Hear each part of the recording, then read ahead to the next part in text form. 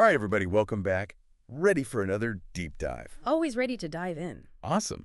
So today we're tackling a question that I am sure has crossed all of our minds at some point. Can our dogs eat popcorn with us?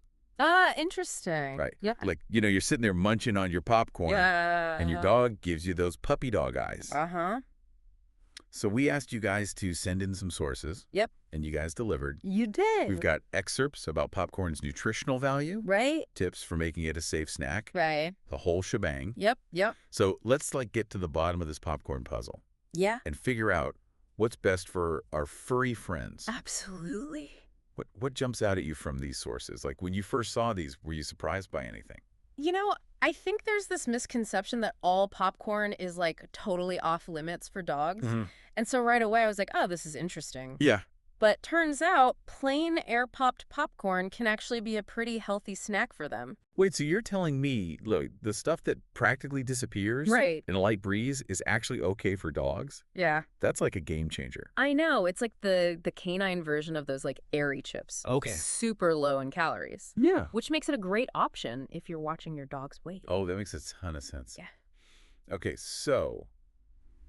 but I'm noticing a big emphasis in all these sources on plain and air popped. Yeah. So we're not talking about like sharing our buttery, salty movie night popcorn. Definitely not. Yeah.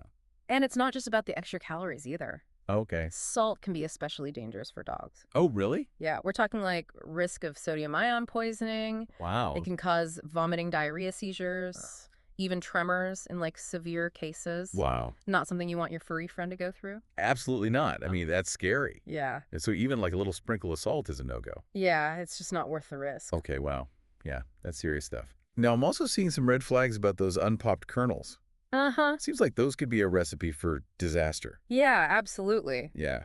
Unpopped kernels are a major choking hazard. Okay. They're hard, irregular shapes. They can get lodged in your dog's throat. Oh, wow. And not only that, but imagine trying to chew on a tiny rock. Ouch. Yeah. It can really damage their teeth, too. Okay, so that's a double whammy. Yeah. Not good. Nah. All right, so moving on, I'm seeing here that popcorn has fiber, which is, generally good for digestion. Right. But how does that play out for dogs specifically? Yeah. So popcorn does contain fiber. Okay. And in the right amounts, it can actually help regulate your dog's digestion. Ah. Which can be a big help, especially if your dog has a sensitive stomach. Interesting. However, too much fiber can actually cause issues like bloating and gas.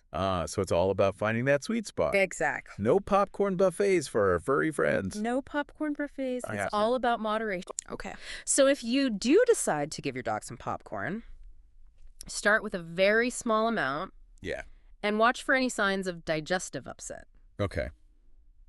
It's also important to remember every dog is different. Right. So what works for one might not work for another. That's a good point. Yeah. It's always best to err on the side of caution. Absolutely. So to recap, if you're thinking of sharing some popcorn with your dog, plain air popped is the way to go. Right. Small amounts. Yep. Keep an eye out for any reactions. Uh-huh. And as always, if you have any concerns, it's best to chat with your vet. Absolutely. They can give you personalized advice based on your dog's individual needs and health history. Couldn't have said it better myself. So this has got me thinking, if popcorn, a seemingly human snack, can have some benefits for dogs, what other, unexpected foods might be surprisingly good for them? That's a good question. I know, right?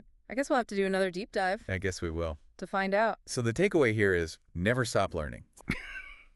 There's a whole world of fascinating information out there about keeping our pets happy, healthy, and maybe even a little bit spoiled. A little bit spoiled, yeah. All right, everybody, thanks for joining us for another deep dive. See you next time.